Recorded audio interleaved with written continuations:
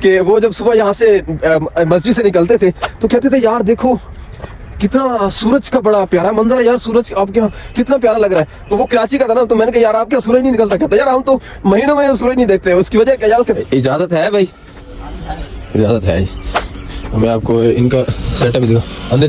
السلام علیکم دوستو، صبح صبح نماز پڑھ کے اور تلاوت کر کے میں نکل رہا ہوں. پہلے تو جمعۃ المبارک. آپ دوست کہیں گے کہ آپ ولاگ شروع کرتے ہو مسجد سے شروع کرتے ہو. بھائی میں جو اکثر ولاگر دیکھتا ہوں گھر سے ہی شروع کرتے ہیں اور گھر کے اندر ختم کر رہے ہیں، اپنا گھر دکھا رہے ہوتے ہیں اور کوئی بات ہی نہیں ہوتی. تو میں مسجد سے شروع کر لیتا ہوں تو کیا بات ہے، الحمدللہ سے یہ تو اچھی بات ہے. مسجد سے شروع کرنا چاہیے، تلاوت اور ذکر اذکار کرتے ہوئے واک کی طرف جانا چاہیے. صبح اٹھنے کا اپنی مزہ ہوتا ہے، واک کرنے کا اپنی مزہ ہوتا ہے. آج جمعۃ المبارک ہے. آج میں تھوڑا مسجد سے نکلتے لیٹ ہو گیا ہوں، سورج نکل رہا ہے ماشاءاللہ سے. یہ صبح صبح جو ہے محنتی مزدور لوگ ابھی سورج نکل رہا ہے اور یوں سمجھے کہ انہوں نے آدھا کام اپنا مکمل کر بھی لیا. بس بابا جی کھڑے. چاچا کیا حال ہے جی؟ ٹھیک ہو؟ ہم ابھی لوگ ابھی سوئے ہوئے ہیں. دیکھیں یہ عمیر بھائی اپنا کام کر رہے تھے، انہوں نے تو آدھا کام مکمل بھی کر لیا. بھائی صبح صبح ہیں، کس سے اٹھے ہو؟ یہ جلدی اذان میں اٹھ گیا تھی، مسجد جانا چاہیے تھی. چلو ماشاءاللہ سورج نکلا ہوا. کہتے مسجد میں جائیں تو نماز پڑھیں تو سارا دن سچ بولنا پڑتا ہے. نماز پڑھیں اور سچ بولیں. اچھا، ایک تو جمعۃ المبارک میں سورۃ کہف کی تلاوت وہ کرنی چاہیے. اب اس بارے میں آپ کو دیکھ کے ساتھ بتا دیتا ہوں کہ اس کی ریزن کیا ہے. خیر ہمیں اساتذہ کرام نے بتایا تھا، تو ہمیشہ سے روٹین ہے ہماری. تو اس حوالے سے میں آپ کو ایک فضیلت یہاں سے دیکھ کے بتا رہا ہوں. اس میں کافی ساری روایت ہے. اس میں رسول اللہ صلی اللہ علیہ وسلم نے فرمایا جس نے جمعہ کے دن سورۃ کہف پڑھی اس کے لیے 2 جمعے کے درمیان نور روشن ہو جاتا ہے. ایک یہ میں بات پڑھ رہا تھا، اور دوسری ابن عمر رضی اللہ تعالیٰ عنہ سے بیان کرتے ہیں کہ رسول اللہ صلی اللہ علیہ وسلم نے فرمایا، رسول اللہ صلی اللہ علیہ وسلم نے فرمایا کہ جس نے جمعہ کے دن سورۃ کہف پڑھی اس کے قدموں کے نیچے سے لے کر آسمان تک نور پیدا ہو جاتا ہے جو قیامت کے دن اس کے لیے روشن ہوگا، اور اس دونوں جمعہ کے درمیان والے گناہ معاف کر دیے جائیں گے.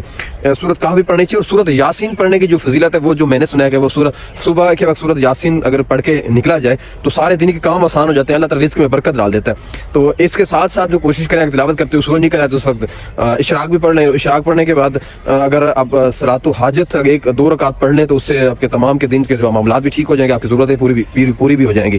تو میں واقع پہ نکلا ہوں، باتیں تو مولوی سی کرنے لگا ہوں آج کل آپ سے.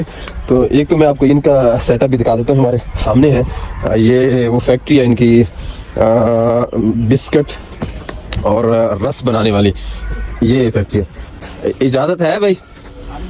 اجازت ہے. میں آپ کو ان کا سیٹ اپ دکھاؤں. اندر چل رہا ہے سیٹ اپ؟ بند ہے. چلو دکھا سکتے ہیں نا. چھت پہ کیوں چڑھے ہوئے ہو؟ کیا حال ہے جی؟ اچھا، یہ ان کا بسکٹ بنانے کا سیٹ اپ میں بھی آپ کو دکھاتا ہوں. اب شروع نہیں ہوا ابھی تک، میں نے کہا چلو ٹھیک ہے آپ کو دکھا دیتے ہیں. ویسے جمعۃ المبارک ہی ہے، تھوڑی ایک تو مولوی باری اور بھی باتیں کر لیں. اچھا، اب اگر زندگی میں آپ یقین جانے کے سکون چاہتے ہیں تو ایک تو 5 وقت کی نماز پڑھیں. کوشش کریں، جن کی عادت نہیں ہے آپ بنانے کی کوشش کریں. یقین جانے کہ یہ بھی ایک میرے خیال کے مطابق اگر آپ اچھی شخصیت رکھتے ہیں تو یہ اچھی شخصیت کا ایک حصہ ہے کہ آپ 5 وقت نماز بھی پڑھتے ہو تو کتنا مزہ آئے گا. اچھا، اس کے ساتھ جو ہے آپ دوسروں کے لیے آسانیاں پیدا کریں. آسانیاں پیدا نہیں کر سکتے تو دماغ کے اندر مثبت ضرور سوچیں. دوسروں کے لیے آپ دوسروں کے لیے جب منفی سوچتے ہیں تو اس سے دماغ کے اندر نیگیٹیوٹی آتی ہے اور آپ کا پورا جسم ڈسٹرب ہوتا ہے، جس سے آپ کی زندگی میں سکون نہیں ہوتا، آپ کا جسم ریلیکس نہیں ہوتا. اور اکتفا کریں اس چیز پر کہ اللہ تعالیٰ نے آپ کے اندر نصیب کے اندر جو رزق لکھ دیا ہے، مقدر کے اندر جو نصیب مقدر کے اندر آپ کے رزق لکھا ہے وہ آپ کو مل کے ہی رہنا، کیونکہ یہ ازل سے لکھا ہوا ہے. انسان جب پیدا ہوتا ہے تو اس کا نصیب لکھا جاتا ہے، اس کا موت کا وقت لکھا جاتا ہے. ایک سوچ دماغ کے اندر یہ رکھ لیں کہ آپ جتنی مرضی کوشش کر لیں وہی ملنا ہے جو آپ کے مقدر کے اندر ہے. ہاں، کوشش اپنے حصے کی ضرور جاری رکھیں، کوشش سے آپ دور نہ ہوں، لیکن یہ نہ کہ لالچ اتنا نہ کریں کہ آپ کی زندگی کا سکون بھی اڑ جائے، اور پھر آپ دوسرے کے لیے حسد اتنا نہ کریں کہ آپ کی زندگی میں بے چینی آ جائے. دوسرے کے لیے آسانی سوچیں گے تو انشاءاللہ آپ کی زندگی، آپ کے جسم پورے کے اندر سکون آنا شروع ہو جائے گا. بس یہی الحمدللہ سے یہی ایک سوچ ہے جس کی وجہ سے زندگی میں سکون ہے اور ہنستے مسکراتے پھر ہوتے ہیں. آپ بھی کوشش کریں کہ اسی طرح کی زندگی گزاریں جس میں پھر آپ کو اچھے لفظوں میں یاد رکھا جائے جب آپ جائیں. تو زندگی تو 4 دن کی ہے، اور وہ ایک دوست میرا کہہ رہا تھا کہ 4 دن کی زندگی ہے جس میں میرے خیال میں 3.5 دن گزر چکے ہیں، باقی صرف آدھا دن باقی ہے. اور بات بھی سچی ہے، یہ جو آج کل ہم دیکھ رہے ہیں جتنی موات ہو رہی ہیں تو یہ تو پتہ ہی نہیں چلتا کہ انسان جو ہے وہ چلا جاتا ہے. جو شبنم کے قطرے ہیں وہ دیکھیں آپ. میں آپ کو قریب سے شبنم کے قطرے دکھاتا ہوں. چمک نہیں رہے. اچھا دیکھو سورج کا نکلنا کتنا پیارا منظر ہے. اچھا چلو اس میں آپ کو ادھر دکھا دیتے ہیں شبنم کے قطرے دیکھیں کیسے چمک رہے ہیں.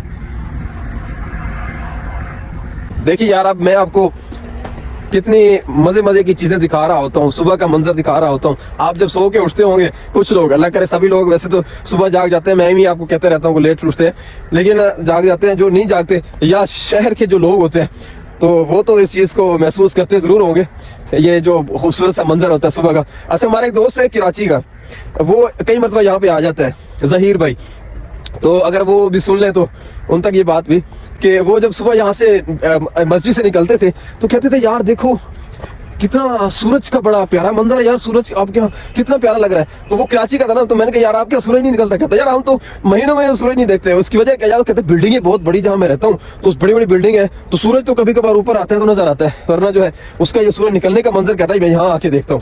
تو یہ بات بھی ایک نعمت ہے ہمارے یہ دیہات کے لوگوں کے لیے, جو ایسے خوبصورت مناظر ہیں اور ہم پھر بھی سوئے رہے تو پھر تو مزہ نہیں آئے گا زندگی. جب ہم صبح جلدی جاگ جائیں گے تو یہ بھی حقیقت ہے کہ جلدی جاگنے سے ہماری تمام دن کے معاملات ایک دم سے سیٹ ہو جاتے ہیں. لیٹ اٹھنے کی وجہ سے ہمارے دن کے معاملات بھی خراب ہو جاتے ہیں. ایک دن جو ایک وقت وہ کام جو ہے وہ خراب ہو جائے, جو سمجھے کہ سارا دن خراب ہو گیا. تو کوشش کریں صبح جاگیں, کوشش کریں دوسروں کے لیے آسانہ پیدا کریں, مثبت سوچیں, نماز کی پابندی کریں اور رزق پہ اکتفا کریں جو آپ کو اللہ تعالیٰ دے رہا ہے, تو آپ ہمیشہ خوش رہیں گے. جزاک اللہ. السلام علیکم ورحمۃ اللہ وبرکاتہ.